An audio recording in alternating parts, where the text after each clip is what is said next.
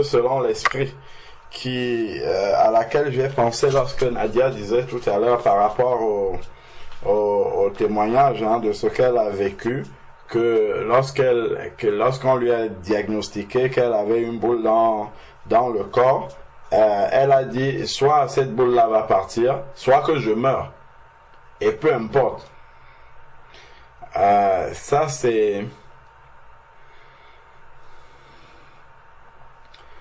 ce n'est pas facile en fait qu'on en arrive à comprendre les choses de cette façon-là. C'est vrai que nous avons conscience que nous sommes des pèlerins sur la terre, mais intérieurement on se dit il faut que le pèlerinage là dure le plus longtemps possible. Si ça peut durer le plus longtemps possible, ça serait bien. Pourtant, justement, lorsque nous sommes étrangers dans un pays, nous aimerions rentrer dans notre patrie le plus vite possible, là où on se sent chez soi, là où on n'est pas au contact tous les jours de ce qui est contraire à notre nature, à ce qui est contraire à notre manière d'être. La Bible nous dit quel contrat, c'est dans 2 Corinthiens chapitre 6 verset 14, quel contrat d'association y a-t-il entre le croyant et l'incroyant? Quel contrat y a-t-il entre Bélial, le temple de Bélial et le temple de Dieu? Mais bon, entre-temps, nous sommes quand même obligés d'aller travailler. Et quand nous allons travailler, nous signons un contrat avec des inconvertis. C'est des choses qui nous dérangent quand même. Donc, forcément, tout ça, mais partout où nous sommes à l'extérieur, le péché est partout, les mentalités, maintenant l'été est arrivé, toutes les femmes sont dénudées dehors, nos yeux ne peuvent même plus se fixer quelque part. Donc, en fait, tout ça nous rappelle que nous ne sommes pas chez nous. Normalement. Normalement, c'est ce que ça doit nous rappeler, que nous ne sommes pas chez nous. Donc, tout ce que nous voyons, ça nous irrite et nous rappelle que, en fait, tu n'es pas chez toi. Un peu comme quand tu arrives, bon, il y a des pays xénophobes et d'autres non, où on va toujours te rappeler que non, ici, c'est pas chez toi. Dès que tu vas parler, toi, tu n'as pas l'accent du pays, ça, c'est un étranger. De même aussi, nous aussi, lorsque nous sommes sur la terre, on doit se sentir,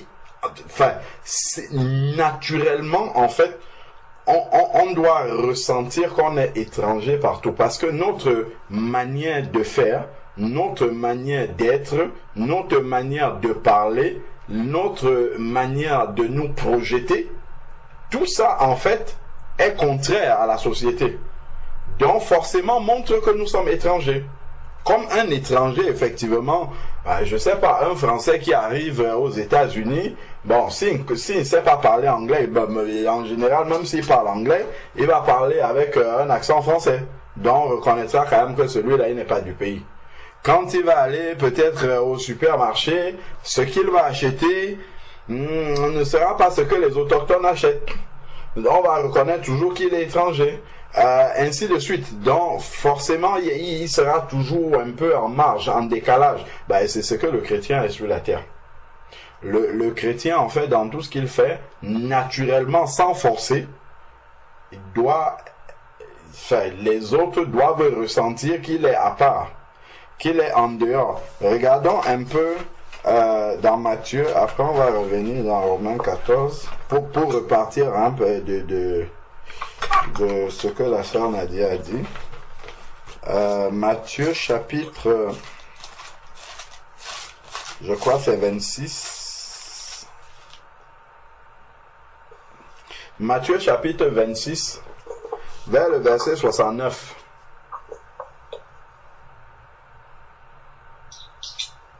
Matthieu chapitre 26, verset 69 et suivant. Donc, il est écrit, ça c'est quand Jésus avait été arrêté. Cependant, Pierre était assis dehors, dans la cour. Bon, nous savons que Pierre était un disciple de Jésus et que Pierre est demeuré avec Jésus tous les jours en fait. Pierre était avec Jésus tous les jours jusqu'à ce que Jésus soit arrêté. Ça, en fait, c'est l'image spirituellement du chrétien qui a vraiment conscience de la présence de Dieu dans son cœur et qui vit vraiment la présence de Dieu tous les jours. Dieu n'est pas comme un étranger qui rencontre le dimanche quand il va à la communion fraternelle, ou bien simplement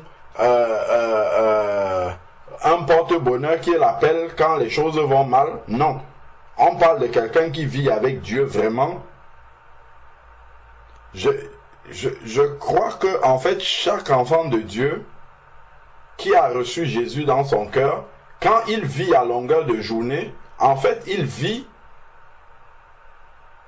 la réalité que Jésus est présent avec lui. Donc dès qu'il est au contact de quelque chose, oh Seigneur, qu'est-ce que tu penses de ça? Oh mon Dieu, qu'est-ce qu'il faut faire pour ça? Oh Seigneur, aide-moi. C'est vraiment comme si Jésus était physiquement avec lui. Normalement, en fait, on arrive à ce stade-là, même dans le sommeil. Si tu as une attaque dans le sommeil, Seigneur, ou bien tu commences à prier, ainsi de suite.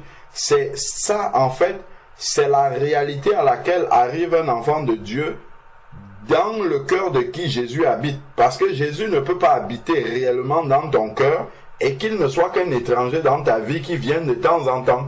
Comme on prie souvent, on dit Seigneur, visite-nous. Un visiteur, c'est quelqu'un qui vient et qui repart après.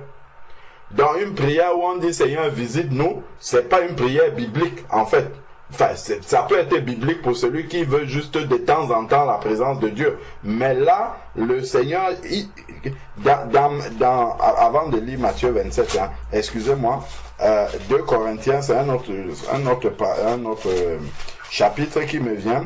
Regardons ce que le Seigneur lui l'a dit. 2 Corinthiens chapitre 6.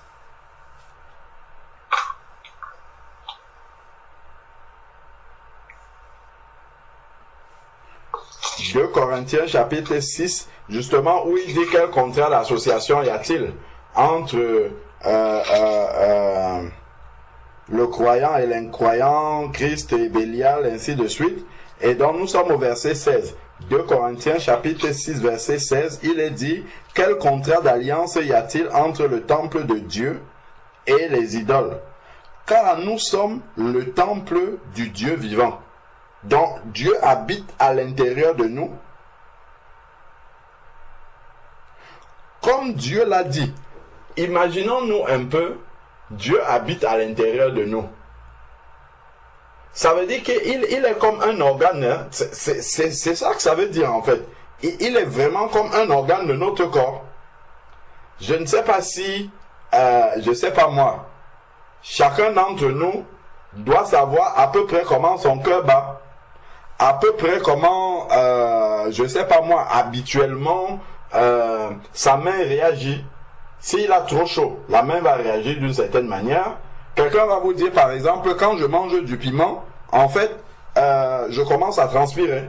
Il y aura de la transpiration. Donc, il sait comment son corps réagit. Il sait comment chacun de ses membres se comporte dans telle situation. En fait, quand le Seigneur vient habiter, nous sommes son temple, il habite à l'intérieur de nous. Il est vraiment en nous comme les membres sont sur notre corps. Donc, je ne sais pas si quelqu'un vit en oubliant qu'il a une main, en oubliant qu'il a des pieds, en oubliant qu'il a des yeux. Non, on n'oublie jamais aucun de nos organes parce qu'on s'en sert à longueur de journée. Donc, on apprend ainsi à connaître nos organes. On apprend ainsi à connaître nos membres. Donc le Seigneur, nous sommes son temple, il habite à l'intérieur de nous, donc nous devons naturellement, en fait, il fait partie de notre être, en fait. Donc nous le connaissons bien. Donc voilà ce qu'il a dit ici, car nous sommes le temple du Dieu vivant, comme Dieu l'a dit, j'habiterai et je marcherai au milieu d'eux. Il ne dit pas qu'il vient de temps en temps pour marcher et après il va marcher ailleurs et puis... Non, il marche là de manière permanente. Donc il est là tout le temps. Je marcherai au milieu d'eux, je serai leur Dieu et ils seront mon peuple. Donc le Seigneur est vraiment présent en nous en tout temps. Donc forcément, quand il est en nous, présent en tout temps, il y a une transformation intérieure qui se passe parce que le Seigneur est à l'intérieur de nous. Et donc, sa présence transforme notre intérieur. Parce que, c'est d'abord là qu'il est présent. Et donc, en transformant notre intérieur, l'extérieur commence à être transformé également. Quand le Seigneur est dans notre cœur, ça détruit automatiquement. Gardons un doigt, excusez-moi, ça part en désordre, enfin pas en désordre, mais ça s'éparpille un peu maintenant. On va revenir dans Matthieu 26. Allons voir d'abord dans Matthieu 15. Matthieu chapitre 15. On a dit que lorsque le Seigneur est à l'intérieur de nous, il commence naturellement à transformer à l'intérieur. Puisque nous sommes son temple, il habite à l'intérieur de nous, il n'habite pas à l'extérieur. Bon, excusez-moi, on va encore changer de verset. Mais on va revenir dans Matthieu 15 après. Parce que la parole s'explique par elle-même. Il faut qu'on aille du commencement pour voir comment, en fait, le Seigneur pose. Il n'y a pas de hasard. Et c'est pour cette raison que si on n'enseigne pas l'évangile vraiment, en voyant comment le Seigneur travaille, ben finalement on va faire des pharisiens, on va faire des gens qui seront transformés. On va avoir des gens qui auront changé d'apparence, mais en réalité ne seront pas changés. Parce qu'on peut changer d'apparence mais sans changer réellement. Le cœur est le même, mais on l'a habillé. On peut habiller le cœur, sauf que si on l'habille, à un certain moment donné, la réalité va toujours se présenter. Allons, excusez-moi, on va revenir. Donc, on a déjà Matthieu 15, on a Matthieu 26 à lire, qui sont en stand-by. On va revenir dessus. Allons d'abord dans Jean chapitre 14. On va commencer par là pour voir comment les choses se mettent en place, comment le Seigneur a prévu que les choses se mettent en place, et on va comprendre comment il travaille. Donc, Jean chapitre 14. On prend à partir du verset 15. Jean chapitre 14, à partir du verset 15, il est dit, « Si vous m'aimez, vous gardez mes commandements. Si vous m'aimez, vous gardez mes commandements. Et moi je prierai le Père, et il vous donnera un autre consolateur qui soit éternellement avec vous. » Donc un autre consolateur, ça suppose que lui-même il en est déjà un. Et le Père va nous donner un autre consolateur qui est en fait un autre lui-même, un autre Jésus. Donc, sachant que Jésus est un, donc c'est juste une manifestation différente de Jésus. Il ne sera plus l'homme Jésus manifesté humainement, mais il sera Jésus manifesté en esprit. La Bible parle de l'esprit de Jésus. Donc, l'esprit de vérité que le monde ne peut recevoir. Voilà déjà un premier problème avec le monde. Dieu va nous donner un esprit que le monde ne peut recevoir. Donc, la transformation que l'esprit va faire à l'intérieur de nous, le monde, lui, n'est pas transformé comme ça. Donc, forcément, ça doit produire une différence entre le monde et nous. Parce que déjà ici, on nous dit que le monde ne peut pas recevoir cet esprit-là. Donc forcément, ce que va produire cet esprit sera un fruit différent de celui que le monde produit. Donc ça déjà, ça doit amener un chrétien, quand il regarde le monde, il se regarde. S'il voit qu'il est totalement pareil que le monde, il y a un problème. Et ce problème-là, il doit se demander, il doit se le poser par rapport à l'Esprit de Dieu. Ai-je le Saint-Esprit? Premier point d'interrogation. Si je n'ai pas le Saint-Esprit, c'est que je ne suis même pas enfant de Dieu, il faut que je me convertisse. Si j'ai le Saint-Esprit, je suis enfant de Dieu, gloire au Seigneur, est-ce que j'écoute maintenant la voix du Saint-Esprit et est-ce que j'obéis? Écouter, c'est le premier pas. Obéir, c'est le deuxième pas. Si j'obéis, la transformation vient. Si je n'obéis pas, eh ben je reste comme le monde. Donc je peux avoir l'Esprit de Dieu, je peux l'écouter. Si je l'écoute, je n'obéis pas. Pas de transformation, je reste comme le monde. Exactement comme le monde qui ne peut pas recevoir l'Esprit de Dieu. Poursuivons. Donc, que le monde ne peut recevoir parce qu'il ne le voit pas. Le monde ne voit même pas l'Esprit de Dieu. D'ailleurs, c'est pour cette raison-là que le monde va toujours prendre pour folie celui qui change. Celui qui expérimente la nouvelle naissance et qui commence à changer, c'est une folie pour le monde. Parce que le monde ne voit pas ce qui le pousse à changer. C'est un travail de l'esprit. Et cet esprit n'est pas visible pour le monde. C'est écrit ici, le monde ne le voit pas, il ne voit pas l'esprit, mais il voit juste le fruit que l'esprit produit dans la vie de quelqu'un. Voilà pourquoi, quand on va voir quelqu'un qui est né de nouveau, on va, mais pourquoi tu parles maintenant comme ça? Pourquoi tu réagis? Pourquoi tu penses comme ça? Pourquoi tu t'habilles comme ça? Tu es comme une vieille mère maintenant. Et ça, c'est parce que, justement, le monde ne voit pas l'esprit de Dieu qui travaille. Il ne peut pas le voir. Par contre, un frère, une sœur qui a l'esprit de Dieu, quand il te voit, il dit, ma sœur, que Dieu te bénisse. Je vois vraiment que l'esprit de Dieu est en train de travailler dans ta vie. Je vois que l'esprit de Dieu est en train de travailler parce qu'il voit les fruits. Il comprend que ça là, ce n'est que l'esprit qui peut produire ce genre de fruits là. Et c'est quelqu'un qui a l'esprit qui peut dire ça. Celui qui n'a pas l'esprit ne peut pas, il ne peut que voir la folie par rapport à ça. Il dit, mais qu'est-ce qui t'arrive? Ça ne va pas? Mais qu'est-ce qu'on t'a fait? Est-ce qu'on t'a lavé l'esprit? Mais pourquoi Donc, ça va être des questions.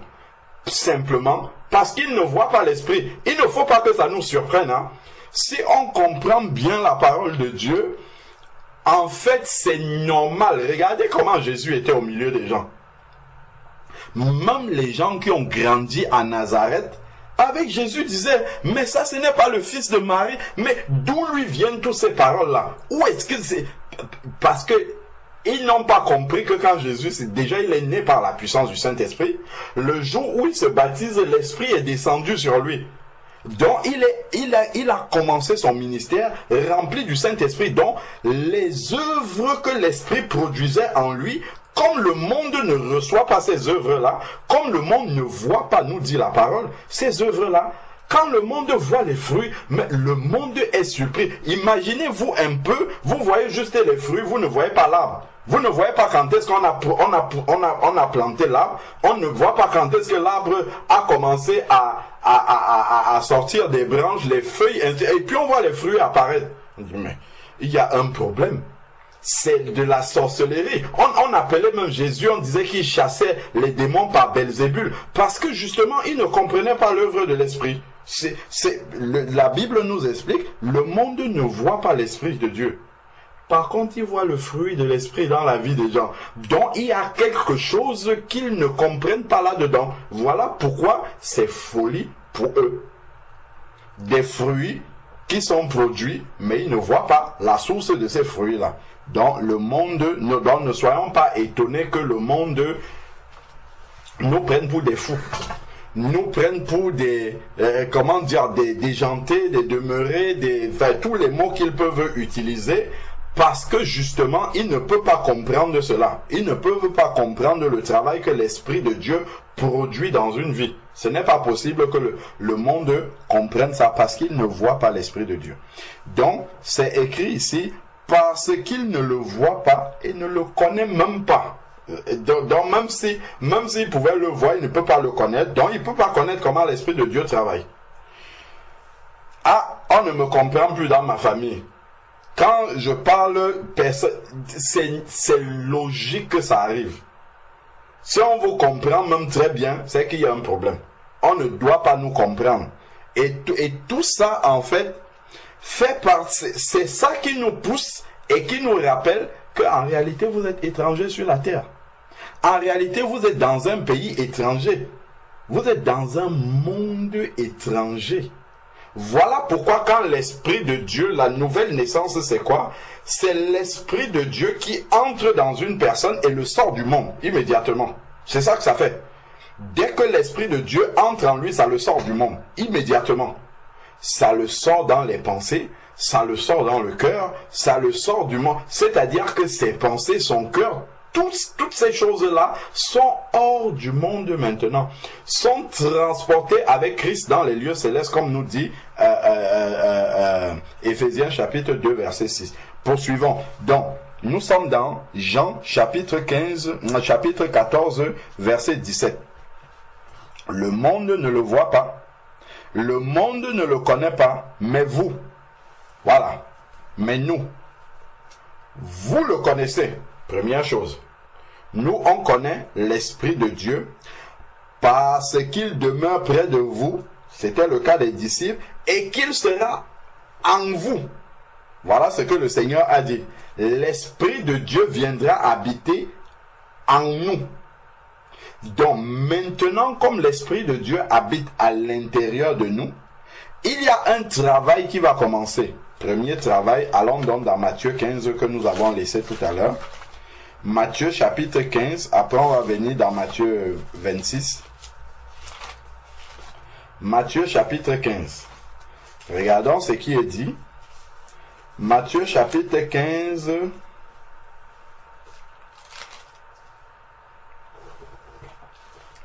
Matthieu chapitre 15, si nous prenons à partir du verset 15. Matthieu 15, 15. Pierre prit la parole et lui dit, explique-nous cette parabole. Jésus leur dit, vous aussi êtes-vous sans intelligence? Ne savez-vous pas que tout ce qui entre dans la bouche va dans le ventre, puis est jeté à l'écart. Mais ce qui sort de la bouche provient du cœur. Ce qui sort de la bouche provient du cœur. Donc, on voit déjà que si l'esprit est présent à l'intérieur de nous, ce qui va sortir de la bouche va changer. Parce que la source a changé aussi. La source a été nettoyée, donc l'eau qui sort du robinet, forcément, est propre. Voilà pourquoi Jacques va nous dire que de la même bouche ne peut pas, enfin de la même source ne peut pas sortir l'eau amère et également l'eau douce. Parce que si la source a changé, forcément l'eau qu'on voit à l'extérieur va changer également. Donc ici là, il nous dit, ce qui sort de la bouche provient du cœur. C'est ce qui rend l'homme impur. Verset 19. Car c'est du cœur que proviennent les mauvaises pensées, les meurtres, les adultères, les prostitutions, les vols, les faux témoignages et les blasphèmes. Donc voilà ce qui est à l'intérieur de l'homme. Et c'est cela qui produit toutes sortes de mauvaises œuvres à l'extérieur. Voilà pourquoi l'Esprit de Dieu ne s'installe pas. On a dit dans Jean 14 que l'Esprit de Dieu sera était à côté de vous, mais il sera en vous. Parce que s'il restait à côté, il va produire des œuvres à l'extérieur. Mais la source reste mauvaise en fait. Donc Dieu a choisi que l'Esprit vienne habiter à l'intérieur de l'être humain. Pour que nous devenions le temple. Afin de nettoyer la source en fait. Parce que si la source est saine, parce que le Saint-Esprit est dedans, alors ce qui va sortir à l'extérieur, que ça soit, on va voir là déjà, ça commence par les paroles. Des paroles vont produire des œuvres. En fait, tout sera sain parce que l'intérieur est sain. Donc, il n'y aura pas le cœur qui a le Saint-Esprit va tuer déjà quand l'Esprit de Dieu arrive. Il va tuer dans le cœur les mauvaises pensées. Il va tuer les meurtres. Les meurtres, c'est les mauvaises paroles. Ne regardons pas seulement tuer quelqu'un physiquement. Il va tuer la prostitution, le manque de confiance à Dieu, les vols, les faux témoignages, tous. Il va tuer ça dans le cœur. Ce qui fait que, en fait, ce qui paraîtra à l'extérieur comme action, comme parole, en fait, seront seront différentes. Le Seigneur nous dit que c'est de l'abondance du cœur que la bouche parle. Donc si le cœur est rempli d'esprit, la bouche parlera quoi? Le langage de l'esprit. La bouche produira le fruit de l'esprit. Tout simplement. Donc voilà pourquoi le Seigneur, lui, il est venu s'asseoir sur la racine. Pour travailler la racine. Or, le monde ne voit pas l'Esprit de Dieu. Donc le monde ne voit pas que la racine a changé. Voilà pourquoi quelqu'un qui t'a connu mauvaise langue, belliqueuse, qui engueulait tout le monde, qui avait du répondant, le jour où tu es né de nouveau, comme il n'a pas vu l'Esprit de Dieu, il ne sait pas que la source a changé. La racine a changé. Donc il va venir te provoquer, comme la sœur Irène nous disait, en s'attendant à ce que tu lui répondes. Et quand tu ne vas pas lui répondre, il sera surpris. Il va, mais qu'est-ce qui s'est passé? Il ne sait pas, il ne voit pas que la source a changé. L'Esprit de Dieu est venu tuer les mauvaises paroles dans le cœur. L'Esprit de Dieu est venu tuer la volonté de se venger, la volonté de répondre, la volonté de rendre le mal pour le mal. L'Esprit de Dieu qui est venu habiter dans le cœur a tué tout ça. Évidemment, si on écoute et qu'on obéit à l'Esprit. Parce que effectivement, l'Esprit de Dieu peut nous dire: et là maintenant, on ne marche plus comme avant là. Avant tu répondais du tic au tac, ne réponds plus. Si tu dis moi je vais quand même répondre, l'Esprit de Dieu, c'est un gentleman, il se met de côté, il dit vas-y, fais comme tu veux. Dieu va toujours respecter notre volonté. Mais le travail de l'Esprit, c'est celui-là. C'est vraiment ce que le Seigneur fait. Allons dans Ézéchiel avant d'aller dans Matthieu chapitre 26. J'espère qu'on va finir par lire Matthieu 26 là, parce qu'à chaque fois on va ailleurs. Dans Ézéchiel chapitre 36. Regardons donc ce que le Seigneur fait. Il avait déjà expliqué ce qu'il ferait à la nouvelle naissance. Ézéchiel chapitre 36, on connaît bien verset 26, 25 déjà. Ézéchiel 36, verset 25. Le Seigneur nous dit,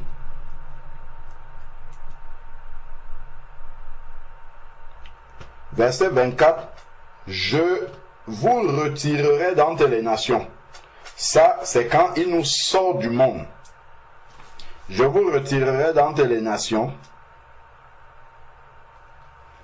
Je vous rassemblerai de tous les pays et je vous ramènerai dans votre territoire. Ça, c'est l'image justement des enfants de Dieu qui sont sortis du monde et qui sont transportés dans le royaume du Fils de son amour. Mais physiquement, nous restons encore sur la terre, donc étrangers sur la terre. Donc ensuite, maintenant, il dit, je ferai sur vous une aspersion d'eau pure et vous serez purifiés. Donc le Seigneur vient d'abord nettoyer toutes les impuretés qu'il y avait avant. Il vient nettoyer avec de l'eau pure. Et nous sommes purifiés. Je vous purifierai de toutes les souillures. Donc il enlève tout ce qui est souillure, démoniaque et tout le reste, et toutes vos idoles. Je vous donnerai un cœur nouveau. Donc il vient changer la racine à l'intérieur. Il ne vient pas commencer à changer les choses à l'extérieur de toi. Non, c'est à la racine qu'il va changer. Parce qu'il sait que quand la racine aura changé, à l'extérieur, naturellement, le changement va devenir visible également. C'est la semence qu'il change. Pour que la semence produise donc extérieurement un fruit qui est, qui reflète la semence qu'on a reçue dans le cœur. Si le cœur nouveau est reçu, le fruit qui est produit à l'extérieur est le fruit de la nouvelle vie en Christ. Si le cœur nouveau est réellement reçu, le fruit extérieur qui est produit est le fruit de la nouvelle vie. Mais si nous prenons encore des souillures pour mettre dans ce cœur nouveau-là, voilà pourquoi nous produisons extérieurement des souillures également. Parce que nous avons souillé la semence, en fait, qui est à l'intérieur. Gardons un doigt dessus, faisons un crochet, on va revenir encore. Gardons un doigt, allons dans 1 Jean, chapitre 3. 1 Jean, chapitre 3. Voilà pourquoi le Seigneur peut dire ceci. Regardons. 1 Jean, chapitre 3, verset 9. Regardons ce qui est écrit. 1 Jean chapitre 3 verset 9, c'est à côté d'Apocalypse. 1 Jean chapitre 3 verset 9. Il est dit, quiconque est né de Dieu ne commet pas le péché. Ça, c'est ce qu'on voit à l'extérieur. Le péché est à l'extérieur, mais il faut comprendre pourquoi il ne peut pas commettre le péché. Pourquoi il ne peut pas pratiquer le péché de manière assumée, de manière volontaire. Pourquoi? Parce que la semence de Dieu, elle n'est pas à l'extérieur, elle est dans lui, en fait. Elle est à la racine, elle est dans la source. C'est pour ça que Dieu a fait habiter son esprit à l'intérieur de nous, pas dehors. Donc, le péché qu'on voit à l'extérieur n'est que le reflet de la souillure qui est dans le cœur. N'est que le reflet du fait que le cœur est souillé, en fait.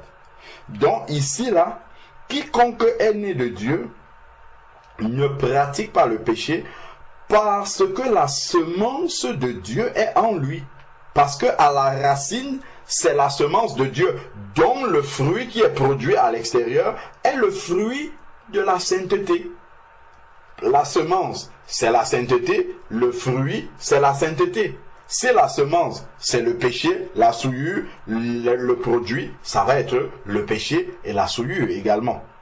Donc, parce que la semence de Dieu, qui est la sainteté de Dieu par son esprit, est en lui, habite à l'intérieur, à la racine là, il ne peut pratiquer le péché. C'est un peu comme si on dit qu'un citronnier va produire les oranges maintenant, et qu'un oranger va produire les mangues, et qu'un manguier va produire les bananes, et qu'un bananier va produire les cerises. Ça, ce n'est pas possible. Ça marche pas comme ça. La semence qui est là, le fruit qui est produit là, c'est le fruit qui correspond à la semence qui est à l'intérieur. Donc, si c'est la semence de sainteté qui est à l'intérieur, par la présence de Dieu qu'il nous a donnée, alors la personne ne peut pas pratiquer et demeurer dans le péché. Parce qu'il est né de Dieu. Parce que à la nouvelle naissance, ce qu'on appelle la naître de Dieu, on a reçu l'Esprit de Dieu qui est venu habiter. C'est ce que nous sommes en train de voir dans Ézéchiel là. Le cœur nouveau. Donc, le Seigneur est le premier à avoir fait la transplantation cardiaque. Les médecins font ça aujourd'hui, ils pensent qu'ils ont inventé. Le Seigneur fait ça depuis la nuit des temps. Depuis qu'il amène les gens à la nouvelle naissance, c'est ce qu'il fait. Il ôte le cœur ancien, il met de côté et il donne un cœur nouveau. Et c'est une opération chirurgicale spirituelle qui est instantanée. La nouvelle naissance se produit à un instant donné. Pap, le cœur nouveau sort et puis le cœur ancien de Pierre sort et puis le cœur nouveau vient immédiatement. Et là, la pensée de la personne change immédiatement. Il commence à être dégoûté des choses qu'il aimait avant. Comment ça se fait? On aimait bien quelque chose avant, maintenant quand on voit ça, hey, c'est moi qui faisais ça, oui c'est toi qui faisais ça. En fait c'est parce que le fait d'aimer quelque chose, le sentiment, l'amour pour quelque chose vient du cœur. Donc si Dieu change le cœur, la racine qui nous attirait vers ces choses-là a été ôtée. C'est normal qu'on n'aime plus voler. C'est normal qu'on n'aime plus le comméral. C'est normal parce que ce qui nous attirait vers ça a été ôté dans le cœur. C'est important de comprendre ce qui s'est passé spirituellement. Si on ne comprend pas ça, si notre intelligence n'est pas renouvelée, on va continuer à marcher comme des païens. On va continuer à faire les choses comme des païens. On va continuer à marcher dans ces choses-là. Ce n'est pas parce que Dieu n'a pas changé, c'est parce qu'on n'a pas compris, en fait, que notre pensée doit être renouvelée, dont la réalité qui est dans notre cœur doit monter au niveau de la pensée et nous faire marcher vraiment par rapport à ce que notre cœur est devenu. Et c'est souvent ce décalage-là qu'il y a. La pensée n'est pas renouvelée, le cœur est changé, mais la pensée, donc on a un nouveau cœur avec une vieille tête, comme disait un frère. Nouveau cœur, vieille tête, donc on pratique les choses qui viennent dans la tête là et qui sont mauvaises. Donc il dit, parce qu'il est né de Dieu, et il dit, c'est par là, nous sommes dans 1 Jean chapitre 3 verset 10 maintenant, c'est par là que se manifestent les enfants de Dieu et les enfants du diable. Pourquoi? Parce que les enfants de Dieu ont la semence de Dieu dans leur cœur, le cœur nouveau. où il n'y a pas d'impureté, dont le fruit, c'est le fruit de la sainteté. Par contre, les enfants du diable, eux, ils ont le cœur de pierre, le cœur qui est souillé. Donc forcément, le fruit qu'on voit à l'extérieur, c'est le péché. C'est par là qu'on reconnaît les enfants de Dieu et les enfants du diable. Donc, c'est l'attitude devant le péché. C'est ça qui révèle si on est enfant de Dieu ou enfant du diable. Pourquoi? Parce que l'attitude devant le péché, en fait, révèle la semence qui est en nous. Soit elle révèle qu'on a la semence de Dieu parce qu'on craint justement de marcher dans la souillure. Mais ou bien elle révèle qu'on a la semence du diable, donc ça ne nous gêne pas de marcher dans la souillure du péché. Quiconque ne pratique pas la justice n'est pas de Dieu non plus, celui qui n'aime pas son frère. Retournons dans Ézéchiel chapitre 36.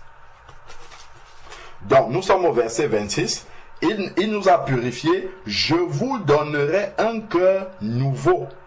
Souvenons-nous dans Matthieu 15 que Jésus a dit que c'est du cœur que part les adultères, les vols, les blasphèmes, ainsi de suite. Donc lui, il a enlevé ce cœur-là avec tout ce qui est mauvais là-dedans. Et il nous donne un cœur de chair. Je vous donnerai un cœur nouveau. Je mettrai en vous un esprit nouveau. C'est en nous, c'est à la racine que ça se passe. Donc inutile d'essayer de changer l'extérieur si la racine n'est pas changée. Ça va produire l'effet inverse. Voilà pourquoi Jésus dit dans Matthieu chapitre 23, il dit pharisiens aveugles, nettoyez premièrement l'intérieur de la coupe afin que l'extérieur aussi soit transformé.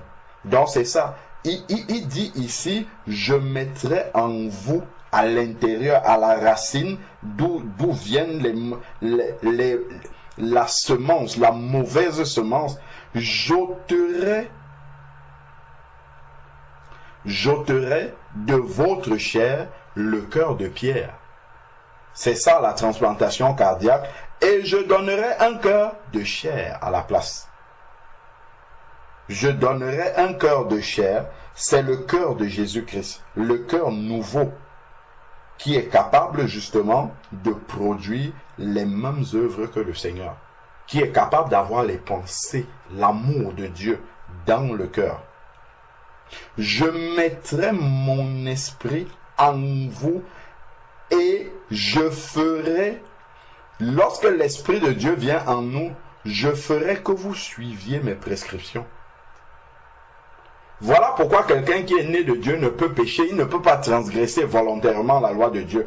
Parce que cette loi-là, elle est inscrite dans le cœur nouveau que Dieu lui a donné. Et Dieu fait en sorte qu'il puisse suivre cela. Et vous observerez et pratiquerez mes ordonnances. Voilà ce qu'il produit à la nouvelle naissance. Allons donc finalement dans Matthieu 26. Matthieu chapitre 26. Nous étions au verset 69. On parlait d'être étranger et pèlerin sur la terre. On voit justement comment est-ce que le Seigneur nous a rendus étrangers. Nous qui étions terrestres et qui marchions selon les vanités de la terre, avec des projets terrestres, à horizon terrestre. On n'avait aucun autre projet au-delà de la terre, au-delà de cette vie-ci. Maintenant, Dieu a fait en sorte que tous nos projets deviennent célestes. Et nous les voyons à l'échelle de l'éternité, au-delà de la tombe. Pourquoi? Parce que nous avons la vie éternelle. Nous n'avons pas une vie qui est limitée à cette terre-ci. C'est parce que nous avons la vie éternelle que nous faisons les projets au-delà de la vie sur la terre. Ben, si tu as une vie qui est limitée à l'âge auquel le Seigneur va te rappeler, mais ça veut dire que tu n'as pas la vie éternelle. Si tu ne fais pas des projets dans l'éternité, le Seigneur a dit de ne pas s'amasser les biens sur cette terre, où les voleurs et la teigne peuvent souiller, mais de s'amasser les trésors dans le ciel. Mais ce n'est pas des trésors que tu prends maintenant, c'est des trésors que tu prendras plus tard. Quand on voit les gens investir dans la bourse pas de temps en temps, régulièrement les actions chutent, les bourses ferment, ainsi de suite. Ben, si tu veux boursicoter, comme on dit, entre guillemets, il faut acheter les actions au ciel. Là-bas, l'action ne fait que monter. Ça monte. C'est là-bas qu'il faut faire les actions. Parce que cette bourse-là, elle ne va pas changer. Donc, celui qui achète les actions dans le ciel, là, justement, pour l'éternel, en fait, c'est quelqu'un qui a compris qu'il a la vie éternelle. Donc, il fait des projets au-delà de la tombe, en fait. Parce que sa vie est éternelle. Ça prouve que c'est un étranger. Un terrestre, qu'est-ce qu'il fait? Celui qui est terrestre, il va déjà prendre l'assurance vie sur cette terre-ci. Il va préparer son héritage pour la terre toujours. Il va construire, je ne sais pas moi, des immeubles. Il va s'amasser des biens sur la terre ici pour assurer son confort sur la terre avec des projets limités à la terre. Mais quelqu'un, au lieu d'amasser de l'héritage pour ses enfants, en se posant la question, oh, quand je vais mourir, qu'est-ce que mes enfants vont devenir? Qu'est-ce que le meilleur héritage que tu peux laisser à tes enfants? C'est la vie éternelle que toi-même tu as reçue. C'est ça le plus grand héritage que nous pouvons laisser à nos enfants. C'est de les conduire à la vie éternelle également. Comme ça, eux aussi, ils ne vont pas regarder, oh, mon papa, ma maman est mort, il n'a rien laissé, il n'a pas d'héritage. Ils vont comprendre que l'héritage qu'ils ont reçu est tellement grand qu'ils ne peuvent même pas l'amasser, qu'ils vont l'emporter dans la vie éternelle avec eux. Ce n'est pas un héritage terrestre là qui va finir rapidement. Ça, c'est quelqu'un qui a la pensée de l'éternité en lui et qui a compris qu'il vit déjà dans l'éternité. Mais si nous sommes terrestres, nous allons faire des projets limités à la terre comme les gens du monde. Et nous ne serons pas étrangers sur la terre. Au contraire, nous serons des bons terrestres avec eux ici sur la terre. Donc, ensuite, maintenant, dans Matthieu 26, verset 69, cependant, Pierre était assis. Pierre était assis dehors, dans la cour. Donc, on avait arrêté Jésus, il était au prétoire et tout ça. Et Pierre était dans la cour. Une servante s'approcha de lui et dit, toi aussi, tu étais avec Jésus le Galiléen. Toi aussi, tu étais avec Jésus le Galiléen. Mais il le nia devant tous, disant, je ne sais pas ce que tu veux dire. Poursuivons. Comme il se dirigeait vers le porche, une autre le vit et dit à ceux qui se trouvaient là, celui-ci était avec Jésus de Nazareth. Il le nia avec serment, je ne connais pas cet homme. Peu après, ceux qui étaient là s'approchèrent et dirent à Pierre, vraiment, tu es de ces gens-là. Là maintenant, ils vont préciser ce qui les pousse à dire que lui, il est de ces gens-là qui sont avec Jésus.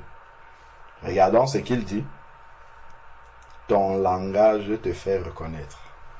Amen. Ton langage te fait reconnaître. La manière dont tu parles montre que toi tu es différent. Parce que la parole révèle ce qu'il y a dans le cœur. La parole est le premier fruit de la semence qui est dedans. Si la semence est mauvaise, la parole est mauvaise aussi.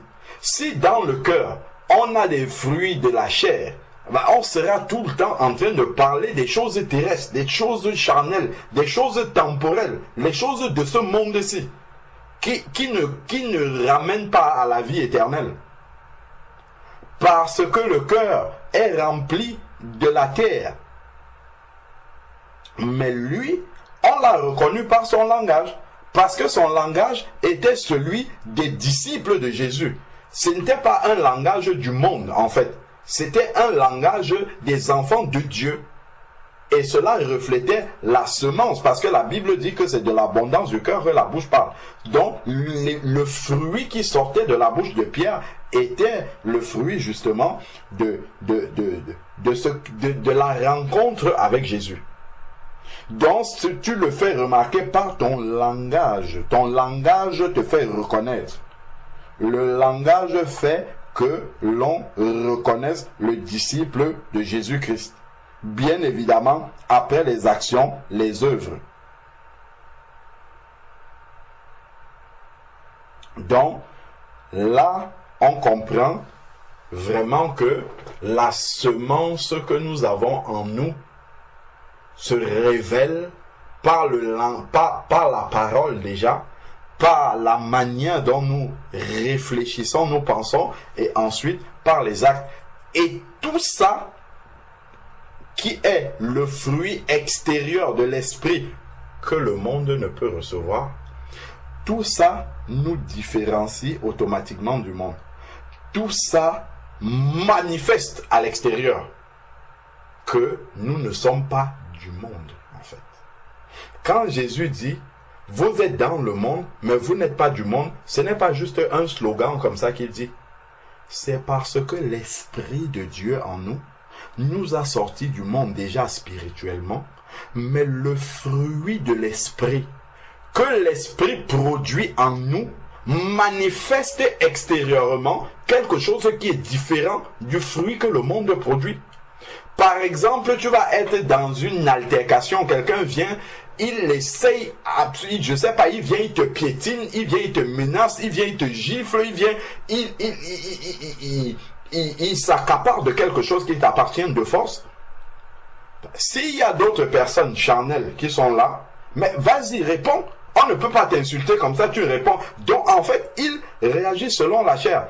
Et toi, ils vont te voir rester, tu ne vas rien dire. Au mieux, tu vas dire peut-être que Dieu te bénisse. Et ça va être la folie pour eux. Mais ça ne va pas. Poule mouillée, de cela, on va te sortir tous les noms pour dire combien tu es faible. Parce qu'ils ne peuvent pas comprendre. Mais que c'est dans cette faiblesse-là que la puissance de Dieu s'accomplit. C'est dans cette faiblesse-là que l'œuvre de Dieu est accomplie. C'est à la croix, quand Jésus a renoncé de descendre sur la croix, qu'il a livré publiquement en spectacle toutes les dominations, toutes les autorités du monde des ténèbres. C'est en renonçant de descendre de la croix alors qu'il en avait la capacité, c'est là qu'il a vaincu le diable. C'est par ce moyen-là, c'est spirituellement, par cette voie-là, qu'il a neutralisé le diable. Or, ça n'a aucune résonance pour le monde. C'est une folie pour le monde. Voilà pourquoi l'apôtre Paul nous dit que la prédication de la croix est une folie pour ceux qui périssent. Mais pour nous qui croyons, elle est la puissance de Dieu. Parce que l'Esprit de Dieu qui habite en nous rend témoignage. Quand tu es resté sans réagir, sans te défendre toi-même, sans essayer de t'expliquer, sans essayer de rendre le mal pour le mal. Quand tu as supporté l'injustice, c'est l'Esprit de Dieu qui te rend témoignage que tu es dans la volonté de Dieu et que tu es enfant de ton Père. Ce n'est pas le monde qui va te le dire, non. Au contraire, le monde va te parler le langage du monde. Le monde a son échelle d'évaluation des situations qui n'est pas la même que celle de l'esprit, qui est contraire à celle de l'esprit. Parce que le monde ne voit pas et ne connaît pas l'esprit de Dieu. Donc le monde va te dire que tu es une poule mouillée. Le monde va te dire que tu as peur de te défendre. Le monde va te dire que tu es poltron. Le monde va te dire toutes ces choses-là. Il va te parler un langage terrestre. Dans beaucoup de situations, quand tu vas dire « je ne bâtis pas pour ce monde-ci », je ne sais pas, je ne fais pas des projets pour ce monde-ci, je n'ai pas besoin de construire un immeuble ou de faire toutes ces choses qui sont vanité. Je n'ai pas besoin de me battre pour... On va dire « mais tu n'es pas ambitieux ». Ambitieux, l'ambition que nous avons, c'est d'aller au ciel. C'est la seule ambition que nous avons. Et c'est la plus grande des ambitions. Ah, mais toi tu ne fais rien pour ta carrière professionnelle. Tu n'es pas ambitieux. C'est quoi cette ambition-là? Ben, le frère nous disait, dernièrement, on était au deuil, à l'enterrement du papa de notre sœur. Et le frère Georges, quand il prêchait, on était au cimetière. Il dit aux gens, regardez les tombes qui sont là. Est-ce que vous avez vu dans les inscriptions sur les tombes que celui-ci c'était un directeur de société, l'autre c'était un planton à la préfecture, celui-là c'était une secrétaire et l'autre c'était un président de la République? Non, ce n'est pas écrit sur les tombes. Tout le monde devient anonyme. Et ça nous ramène justement à la réalité terrestre que tout cela c'est vanité. Ce sont des ambitions vaines. Ce sont des ambitions qui ne vont pas au-delà de la terre. Donc quand toi tu vas dire à quelqu'un que ton ambition c'est d'entendre le son de la trompette, c'est ça le projet. Dernièrement, il y a un frère, pasteur même, qui me disait, mais frère Alain, c'est quoi tes projets? Qu'est-ce que... Je lui dis que mon projet, c'est d'attendre Jésus-Christ. Il dit, tu as perdu la tête. Il dit ça, c'est ce que nos pères faisaient. Les premiers chrétiens, c'est ce qu'eux, ils faisaient, ils pensaient que Jésus revienne. Mon projet, c'est d'attendre Jésus-Christ, point à la ligne, c'est tout. Je n'ai pas un autre projet que celui-là. Quand je me réveille le matin, c'est ça que... Seigneur, que veux-tu que je fasse pour toi pour cette journée? Point. Il n'y a pas une autre ambition que celle-là. Mais celui qui est de la terre, mais c'est un gâchis pour lui, c'est une folie. Et dans le même temps, pour toi qui as reçu l'Esprit de Dieu, pour toi qui as la vie éternelle, et qui sait ce qui vient au-delà de la tombe, mais c'est un gâchis pour nous que quelqu'un investisse son temps à bâtir une carrière professionnelle. C'est un gâchis que quelqu'un investisse son temps à essayer de faire des placements partout, dans l'immobilier, dans ceci, pour gagner de l'argent. Il utilise son temps, il sacrifie sa vie pour ces choses-là.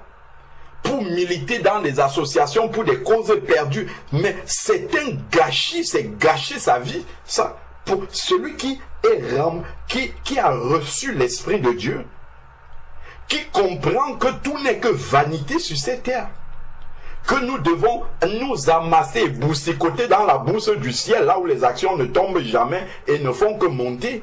C'est là que nous devons investir. Celui qui a compris ça, mais quand il voit les hommes se tuer, les pays se faire la guerre, les hommes s'entretuer pour le pouvoir, on dit, mais c'est vanité. Ils n'ont pas compris. Voilà pourquoi la parole de Dieu dit que leur intelligence est obscurcie. Ils sont étrangers à la vie de Dieu parce qu'ils n'ont pas l'Esprit de Dieu. Éphésiens chapitre 4, je crois. Leur intelligence est obscurcie. Ils marchent dans l'obscurité. Donc ils ont tout bâti pour la terre. Donc quand on va leur dire, hé, tu as une maladie incurable, le médecin te donne moins 3 mois à vivre. Là, il met les mains sur la tête. La réalité le rattrape. Et là, la peur de mourir va peut-être le faire mourir avant le temps. Parce qu'il a tout bâti pour la terre. Il pensait qu'il serait éternel sur la terre, bien que tous les hommes savent que, tous les êtres humains savent que nul n'est éternel sur la terre, il va partir. Mais tous ces investissements étaient terrestres. Donc il réalise que je vais devoir quitter ce monde. Et je vais arriver quelque part où je n'ai rien investi pour ce monde-là. Je n'ai rien préparé pour ce monde-là. Là, la réalité le rattrape. Or, notre sœur nous disait tantôt qu'on m'a dit que j'ai une boule. J'ai dit, ah, elle va s'en aller comme elle est venue. Ben, soit ça va être la mort, que ça soit la vie, que ça soit la mort, gloire à Dieu. Pourquoi? Parce qu'elle sait que si elle est sur cette vie-ci, Dieu la bénit. Si elle part de cette vie-ci, elle a encore préparé mieux pour l'autre vie. Donc il n'y a pas de problème. Que ça soit ici, il y a des biens. Que ça soit là-bas, il y a beaucoup mieux que ça. Donc vraiment, voilà comment en fait le chrétien, quand il dit qu'il est un pèlerin sur la terre, c'est tout cela qu'il doit comprendre. C'est l'Esprit de Dieu en lui le met complètement à côté de ce que le monde fait. Le rend étranger en fait à la mentalité du monde. Donc, Prenons Romains pour juste valider ce que la sœur disait. Romains chapitre 14. Romains 14.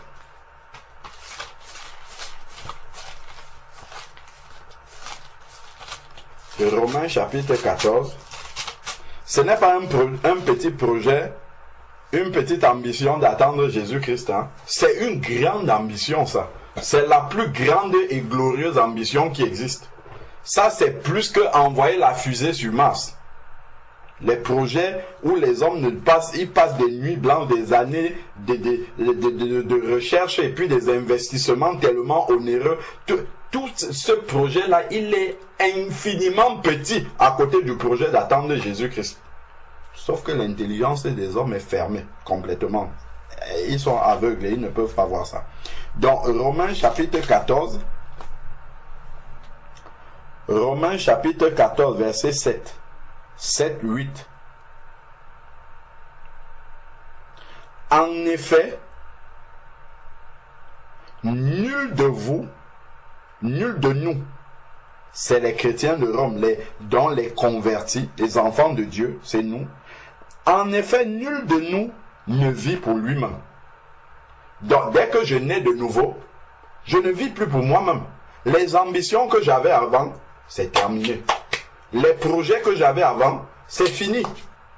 Maintenant, ces projets-là, je ramène ça devant le Seigneur. Seigneur, fais le tri.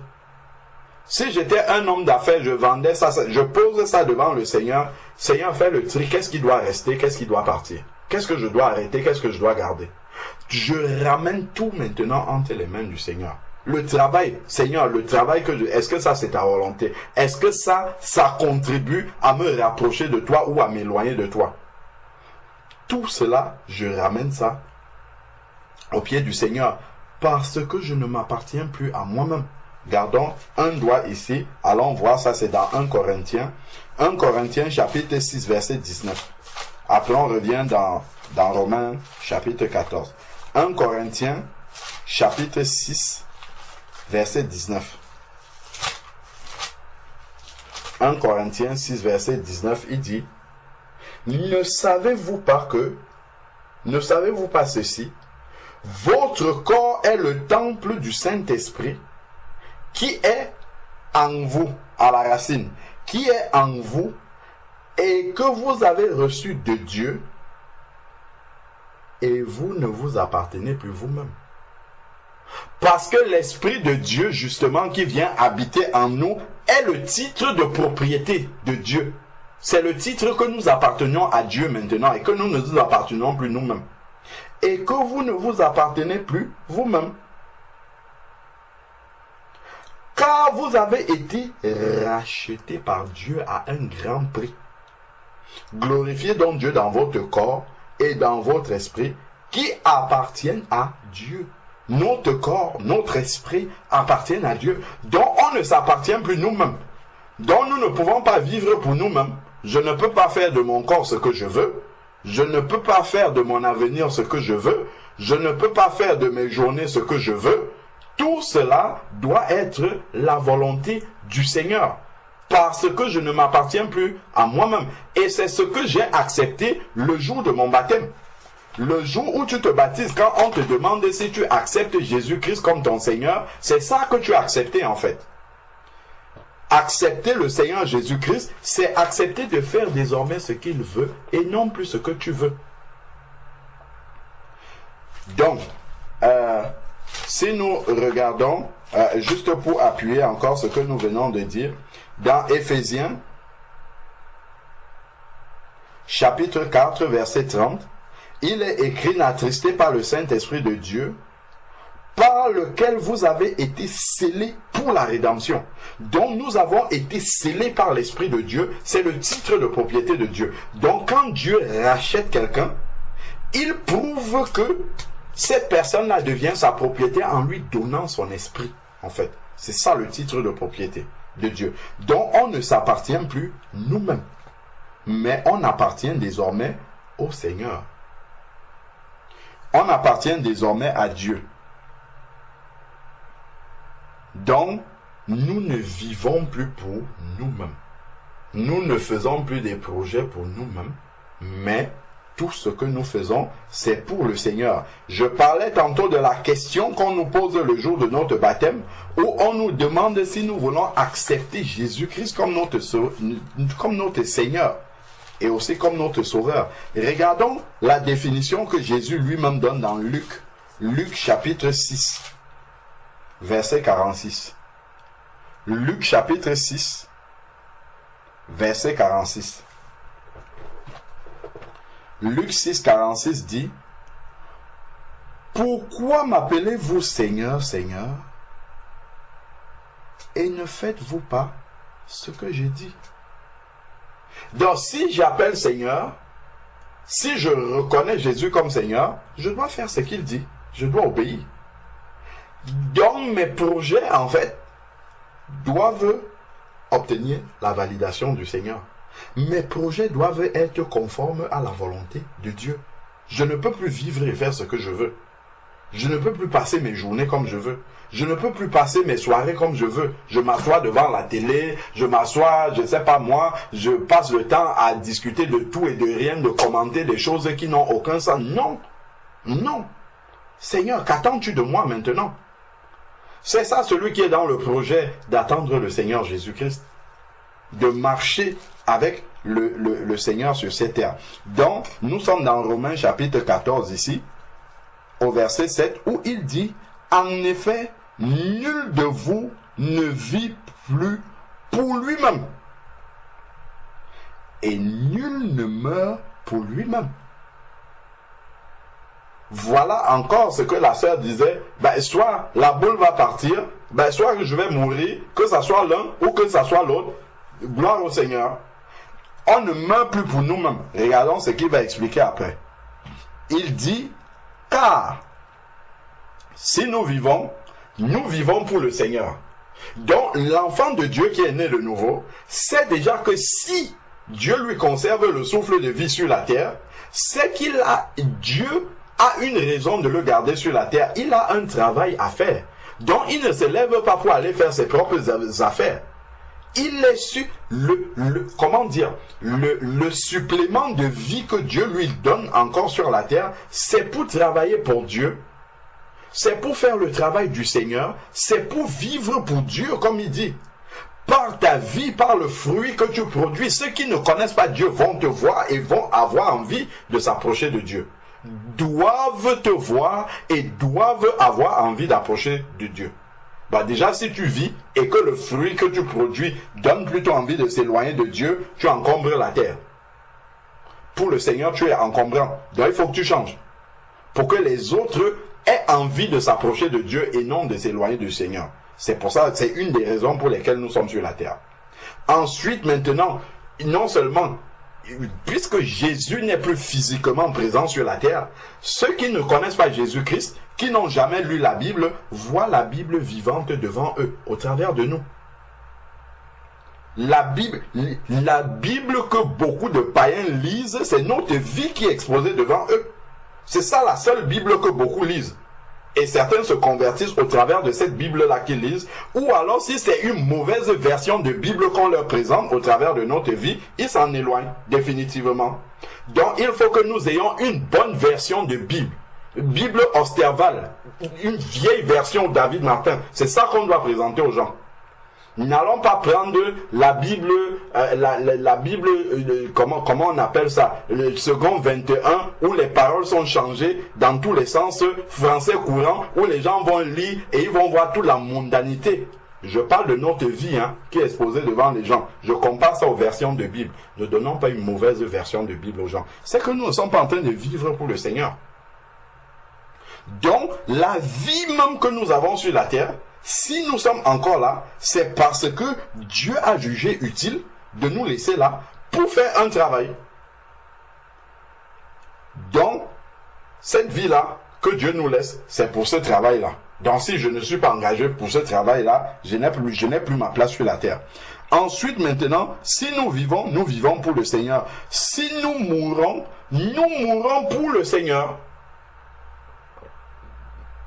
Et là, la mort du chrétien devient une joie. Mourir, mais un gain. Pas parce que je ne meurs pas pour moi-même, je meurs pour le Seigneur. Pourquoi? Parce que quand on dit je meurs pour le Seigneur, ça veut dire que le Seigneur me rappelle à rentrer à la maison. Et la mort d'un enfant de Dieu devient un sujet de joie et non de tristesse. Je me rappelle encore un jour, j'étais encore à l'assemblée là-bas, il y a une sœur qui avait perdu sa mère. Donc on s'est retrouvés, on partageait la parole de Dieu pour la soutenir. Et pendant qu'on était en train de prier, le Seigneur m'a donné une parole pour sa maman, parce que sa maman était convertie. Et c'est sorti comme ça. Soyons dans la joie, car c'est le plus beau jour de sa vie. Évidemment. Tu as vécu avec l'ambition. Attends, dites-moi un peu. Les gens qui veulent envoyer, j'ai pris l'exemple tout à l'heure. Les gens qui travaillent à la NASA pendant des années et des années pour envoyer une navette spatiale à Mars. Le jour où ils vont réussir à envoyer ça là-bas et que ça va se poser, ça renvoie des images satellites et tout. Quelle sera leur réaction? Seront-ils dans le deuil en train de se lamenter, en train de pleurer? Mais non! Ils ont atteint l'objectif ultime des années et des années et des années de travail. Mais un chrétien qui a vécu avec pour ambition, avec pour objectif d'être enlevé, d'aller au ciel, mais le jour où il meurt, on se met à pleurer. On pleure quoi? Mais on doit se réjouir. On doit rendre grâce à Dieu. Ben, s'il est mort, évidemment, dans la comment dire, étant réconcilié avec Dieu. Mais on doit être dans une joie extrême parce qu'il a atteint son but. C'était ça l'ambition de sa vie. C'était ça l'objectif de sa vie. C'était ça le but de sa vie, en fait. S'il a atteint ce but-là, on doit rendre grâce à Dieu et se réjouir. Moi, c'est ce que je dis à mes frères. Si je meurs étant dans le Seigneur, faites vraiment la plus grande louange qu'on peut rendre au Seigneur. D'avoir atteint cet objectif-là. Que quelqu'un ne se lamente pas pour moi et commence à pleurer. Non. C'est ça le but de ma vie. Si j'ai atteint ce but-là, c'est le summum. C'est vraiment, en fait, ce que j'aurais réussi ma vie. Une vie réussie est celle qui se termine au ciel. C'est ça une vie réussie. Ce n'est pas le nombre, ce n'est pas la quantité d'argent qu'on laisse dans le compte ou bien, je ne sais pas moi, la carrière professionnelle qu'on a eue. Pas du tout. Quand on écrit souvent, je ne sais pas moi, les faits par des décès en donnant tout l'itinéraire de la vie de quelqu'un. On va lire, il a eu doctorat en ceci, il a eu, je ne sais pas moi, telle carrière professionnelle, directeur de ça, après ça. Si à la fin on ne voit pas qu'il était né de nous, tout c'est du baratin, c'est une vie ratée qu'on a exposée comme ça. C'est une vie ratée, totalement ratée, perdue, gâchée. Alors que les païens qui ont les yeux fermés, qui n'ont pas l'esprit de Dieu, vont dire, ouh, un intellectuel, quel gâchis. Regardez une tête comme ça qui est morte. Il y aura tellement de têtes, il y aura tellement d'autres têtes encore qui vont venir. Ça, c'est pas un problème. Le monde ne va pas s'arrêter. Les Einstein, les Newton, tous ces savants-là sont morts. Le monde s'est arrêté de fonctionner. Le monde continue à avancer. On continue à avancer normalement. Maintenant, s'ils n'ont pas fini leur itinéraire au ciel, après la tombe là-bas, on fait plus des maths, des physiques et tout ça. C'est terminé ça. Tous ces prix Nobel et tout, c'est fini. Ça, ce sont les choses de la terre. Le festival de Cannes, les marches et tout ça, comme on donne les Oscars aux gens, ce sont des vanités qui conduisent l'être humain à penser que toute la gloire terrestre là va l'amener quelque part. Pas du tout. On va dire, oh, le tel écrivain est mort, il avait eu 51 Oscars de littérature, je ne sais même pas trop comment on appelle ça. Et les gens sont admiratifs devant ça alors que quelqu'un est en train de brûler en enfer. S'il pouvait revenir ici, il dirait brûler tous mes livres là. La seule chose que j'ai à faire, c'est de me repentir et d'accepter Jésus-Christ. C'est la seule chose qu'il aurait eu envie de faire. Et non dire je vais encore écrire un livre supplémentaire ou si c'est un acteur tourner un film supplémentaire en espérant à avoir des marches supplémentaires à Cannes. Ce sont des vanités. C'est une perte. N'admirons pas ces choses-là. Loin de là. Au contraire, il faut avoir des vrais projets de vie. Le vrai projet de vie, c'est de finir au ciel. C'est d'être assis avec le Seigneur là-bas en haut, à la fin de notre vie. C'est ça le vrai projet de vie. Là, si nous mourrons pour le Seigneur. Par contre, si on a des comptes à rendre au Seigneur après la mort, là, nous avons raison de redouter la mort. À ce moment-là, on ne meurt pas pour le Seigneur. Évidemment, si on n'a pas vécu pour le Seigneur, on ne peut pas mourir pour le Seigneur.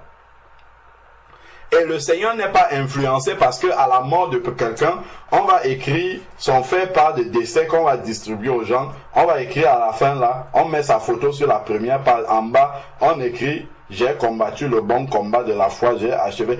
Dieu n'est pas influencé par ça. Si c'est un mensonge, au contraire, on vient alourdir le cas de la personne. Moi, j'ai vu beaucoup de personnes. La personne n'a jamais voulu entendre parler de Jésus. Le jour où il meurt, on fait son fait part de décès, on met sa photo en bas, mais j'ai combattu le bon combat de la foi. De qui se moque-t-on? Les gens pensent que Dieu va lire son fait par là, il va dire, ok, comme on a écrit, il a combattu le bon combat, ça veut dire qu'il a combattu, ok, prenons-le ici au ciel. Pas du tout, ça c'est pas vrai. Ça encore c'est la vanité. Les hommes sont obscurcis, ils pensent qu'ils vont tromper Dieu comme ça.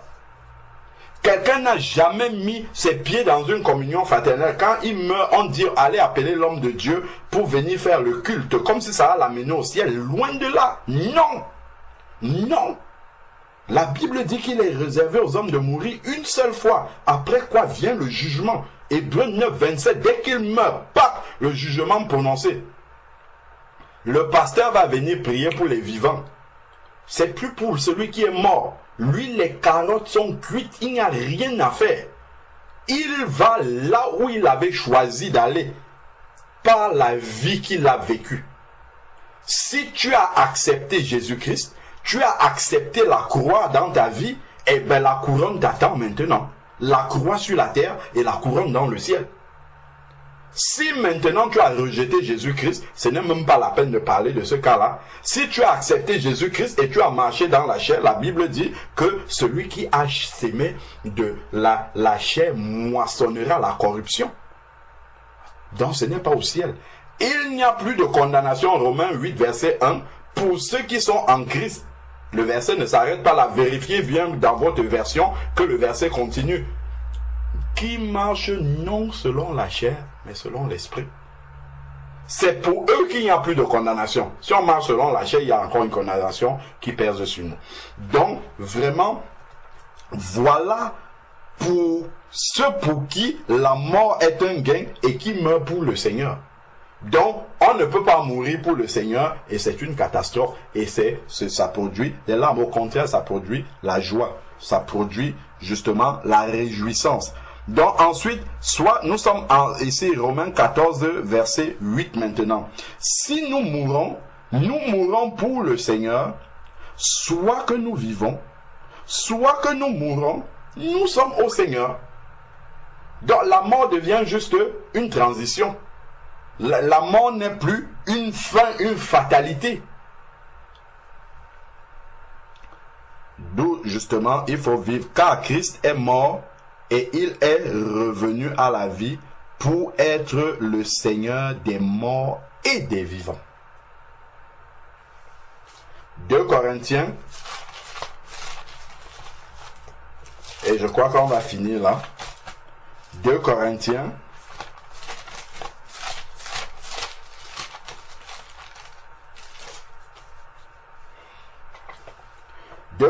chapitre 5, à partir du verset 1. 2 Corinthiens chapitre 5 à partir du verset 1, il est dit, nous savons en effet que si notre demeure terrestre, il parle de ce temple-ci, le temple de notre corps, qui n'est qu'une tente est détruite par la mort justement, nous avons dans les cieux, voilà celui qui a investi pour le ciel, nous avons dans les cieux un édifice qui est un ouvrage, qui est l'ouvrage de Dieu. Voilà pourquoi souvent quelqu'un peut être malade dans sa chair, tellement malade, il regarde tous ses biens comme ça, mais les biens ne peuvent pas l'aider. Tout ce pourquoi il s'est levé tous les matins pour aller se battre, pour gagner tout ça, ça ne peut pas l'aider, c'est là devant lui. Et ça c'est triste, c'est vraiment triste. Nous avons dans les cieux une demeure éternelle qui n'a pas été faite de main d'homme. Nous aussi gémissons dans cette tente désireuse de revêtir le domicile céleste par-dessus l'autre. Donc nous gémissons pour rejoindre le domicile céleste. Ça c'est le projet du chrétien. Finir sa vie au ciel. Voilà le projet de l'enfant de Dieu ici. Son projet de vie, c'est celui-là. C'est fini au ciel. Et si du moins, nous sommes trouvés vêtus et non nus. Il nous donne maintenant les conditions pour que ce projet-là réussisse. Le projet de finir au ciel, justement. Nous devons être trouvés vêtus et non nus. Car tandis que nous sommes dans ces temps, sur la terre encore, nous gémissons accablés parce que nous voulons non pas nous dévêtir, mais nous revêtir afin que ce qui est mortel soit absorbé par la vie. Et ce qui nous a formés, et celui qui nous a formés pour cela, c'est Dieu, qui nous a donné les arts de l'esprit. L'esprit qui nous projette déjà dans la vie éternelle. Nous sommes toujours pleins de courage et nous savons qu'en demeurant dans ce corps, nous demeurons loin du Seigneur. Ça, c'est l'encouragement du chrétien dans toute situation. Quand il traverse la vallée de l'ombre de la mort, voilà les versets qui doivent le fortifier. Dans ce corps même, au final, je demeure loin du Seigneur. Si je suis là, c'est parce que le Seigneur, je dois vivre encore pour le Seigneur, pour que d'autres me voient vivre. Donc ensuite, maintenant, il dit, car nous marchons par la foi et non par la vue. Nous sommes pleins de courage et nous aimons mieux quitter ce corps. Ah, le projet de l'étranger, c'est de retourner dans sa patrie. Là où on ne va pas lui dire à tout le temps, tu es un étranger. Là où on ne va pas lui faire le contrôle d'identité pour lui rappeler que ici, là, tu as seulement une carte de séjour. Tu n'as pas l'identité de cette nation-ci. Les contrôles d'identité qu'on nous fait, c'est tout le temps quand nous sommes en décalage par rapport à la manière de fonctionner du monde. Ça correspond à des contrôles d'identité qui nous prouvent que nous ne sommes pas d'ici. Quand tout le monde, je ne sais pas moi, au travail va faire le commérage et toi tu te tais. Quand tout le monde va discuter d'un sujet terrestre qui emballe tout le monde et toi tu seras déconnecté de ça totalement. C'est un contrôle d'identité qu'on te fait. En fait, ça montre que on va te lancer une vanne comme tu ne réponds même pas. Et on dit, oula, oula. En fait, ça montre que tu es un étranger. Tu es dans sur ta planète, en fait, la planète céleste. En fait, tu es dans le ciel. C'est parce que ton esprit est là-bas. Quand tu seras là, je sais pas moi, tout le monde est en train de s'accommoder, je sais pas moi, les gens veulent se dénuder, maintenant marcher, et toi tu vas t'habiller vraiment décemment. On va dire, mais ça ne va pas. Tu vis dans quel siècle? Les temps ont changé, les choses ont évolué. On ne s'habille plus comme ça, c'était nos grands-mères qui s'habillaient comme ça. Donc, nous aimons mieux quitter ce corps et demeurer auprès du Seigneur. C'est pour cela aussi que nous mettons notre point d'honneur à lui être agréable au Seigneur. Soit que nous demeurions dans ce corps, soit que nous le quittions. On voit en fait que dans la pensée d'un enfant de Dieu, la mort, lui, est un gain, en fait. Ce n'est pas une fatalité. C'est une continuité pour lui. Il est préparé, il est prêt à ça. C'est une continuité. Donc, il sait pourquoi il est là. C'est pour vivre pour le Seigneur. S'il doit partir, c'est aussi pour le Seigneur, pour le retrouver. Et puis voilà.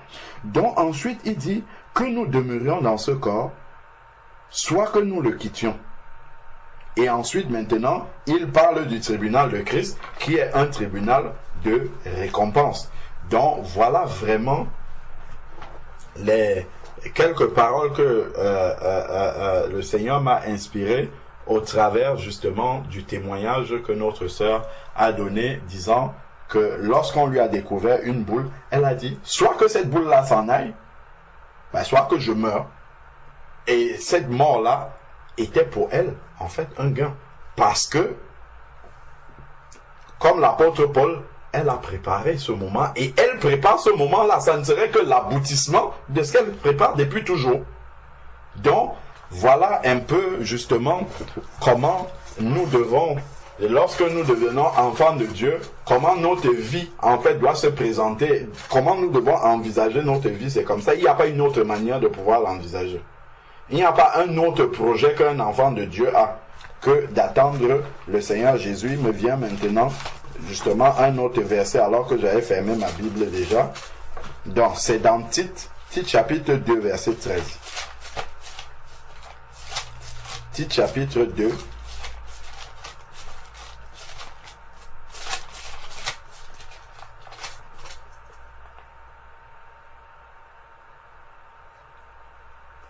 Tite chapitre 2, verset 11 même déjà, il dit « La grâce de Dieu, source de salut pour tous les hommes, a été manifestée. Elle nous enseigne à renoncer à l'impiété. » Donc, nous avons reçu la grâce de Dieu, où le Seigneur nous a pardonné nos péchés.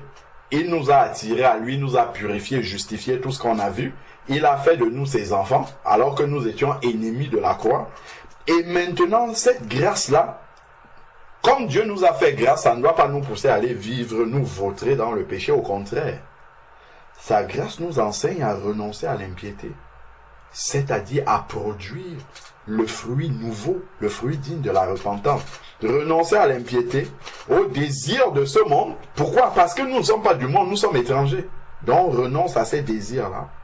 Et à vivre dans ce siècle présent d'une manière sensée, juste et pieuse. Sensée, juste et pieuse, ce n'est pas avoir les mêmes ambitions que ceux du monde. Ce n'est pas bâtir comme bâtissent ceux du monde. Ce n'est pas nous fonder sur les appuis comme ceux du monde. Ce n'est pas pour que ce qui fait l'assurance des gens du monde soit la même chose que nous. Non, loin de là. Et il nous dit maintenant, en attendant, voici le but. Hein. Le but c'est celui-là. Nous faisons tout cela, nous vivons en attendant la bienheureuse espérance et la manifestation de la gloire de notre Dieu et Sauveur Jésus-Christ. C'est en attendant le retour de Jésus-Christ qui est l'aboutissement, l'apothéose, en fait, de la vie d'un enfant de Dieu. C'est ça le but final. Il n'y a pas un autre projet que celui-là. Nous nous perfectionnons en attendant le moment de la rencontre avec le Seigneur.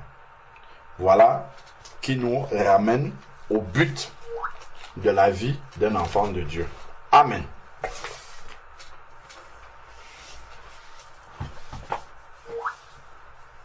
Amen. Gloire à Jésus.